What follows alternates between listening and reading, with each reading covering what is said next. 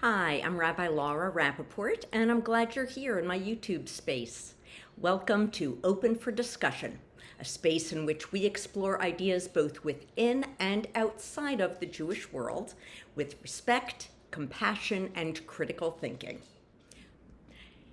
First, just take a moment to like by hitting the thumbs up and subscribe by hitting the subscribe button below.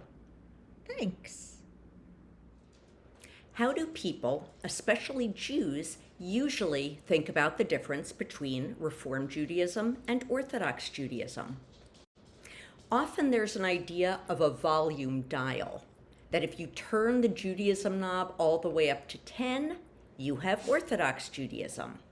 And if you turn the Judaism knob all the way down to 2 or 3, you have Reform Judaism. In other words, there's an idea that both Reform and Orthodox Judaism see our tradition the exact same way, the only difference being the quantity, the amount of Judaism one lives, or the level of intensity of their practiced Judaism. False. This is false. Orthodoxy is not just Reform Judaism turned up to 11.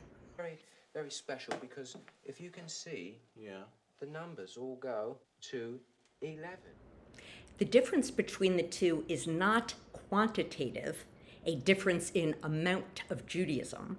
The difference between the two is qualitative. They have very different understandings of the Jewish enterprise, the goal of Jewish life. False idea number 2 involves this question. Which expression of Judaism is the authentic one? What's behind this idea? If you argue that there is indeed one type of Judaism that is authentic or real or true, then you believe that for many, many centuries there was only one approach to Jewish life and belief that everybody embraced and followed. If you believe that, then you could say whichever form of Judaism is most like the one historical approach to our tradition, that one is the real one. False. Nope, this is just out and out wrong on several levels. Let's do a little bit of unpacking. Ooh, let's unpack that. Let's not. Yeah, we will. It is clear that the notion that there once was a single way to be Jewish that Jews all agreed on was never true. Have you ever tried to get a group of 5 Jews together to decide on a restaurant? If you want even more proof than that, you can look at texts as early as books in the Bible. Books like Samuel and Kings that present early Israelite history with a layer of mythology and a certain moral perspective laid on top. But it's clear that even in a time when our people was still an ancient Israelite religion, there were very different perspectives among the Israelite people on the correct way, so to speak, to worship Adonai. The more sophisticated and worldly tribes of northern Israel were more multicultural than those in the south. They were open to allowing different cultural and religious groups to practice their religions within their borders, and there were clearly interactions and even marriages among the different peoples in this area. The priestly establishment in the South was strongly against this type of openness and saw it as an abomination. It's obvious that these priestly leaders were the ones who wrote much of the Torah and some later biblical text. You can see it in the tone and perspective of many of our Bible stories. Over and over, the biblical writers call the leaders in the North, who saw the boundaries between them and the surrounding cultures as more fluid, they saw them as evil in the eyes of God. The perspective of the southern priests, there's one correct way to do this religion, and you are doing it wrong. Because you're doing it wrong. My point is, our ancient ancestors expressed their Judaism in different ways, and it definitely led to, or at least exacerbated, some deep divisions among them. And so too, Jews today, hundreds of years later, disagree on how to live Jewish teachings and values. So I guess the real way, the authentic way for Jews to express their Judaism, if we're basing this on what we did in the distant past, is to have super different ideas and then fight endlessly amongst ourselves about which is the right one. I guess we're doing it right. So what are the real differences between Reform Judaism and Orthodox Judaism? I'm going to give you two.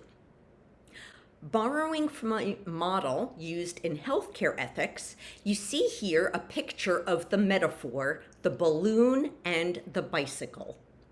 A hot air balloon and a bicycle are two vehicles from which you can accurately see what's around you. What differs is the view that you get from each one. From the balloon, you see the big picture. This is the Reform perspective on Judaism. We look at texts such as the Bible and later rabbinic interpretation of the Bible to focus on overall big picture values. We know that specifics and details change over time, over location, and through various cultures. But the underlying values remain in place. For example, values we see as far back as the Torah are the dignity and worth of every individual, the goodness and worth of all living things on earth, responsibility to care for those in need, the compassion and respect one must give to those who are outsiders. Now on to the bicycle. When you ride a bicycle, you are close to the ground and you see detail. An Orthodox view is one of individual mitzvot, individual religious responsibilities that they feel they have been directly given to do by God. This approach resembles more of a detailed checklist. Do X, Y, and Z, and it's not yours to be concerned with why. God knows why, and ours is simply to do God's will. So here's another way to look at the difference. Reform Jews see the ultimate goal of living a Jewish life as taking those big picture values that have been handed down to us from our ancient spiritual ancestors and living them as best we can, wherever and whenever we live. Orthodox Jews see the ultimate goal of living a Jewish life as obedience to the individual mitzvot that they believe have been given us by God. Obedience is expressed by following rules that we may or may not understand, but which God does understand. To review, Orthodox and Reform Judaism are two different ways to look at Judaism. Both are equally authentic. Both are rooted in our earliest written text, which is Torah. Followers of both approaches strive to live holy lives, but have different interpretations of how one strives for that goal. Thank you so much for joining me here in the Open for Discussion space. I hope I gave you some food for thought. Remember to like and subscribe below. See you next time. Thanks. Everything here is open for discussion.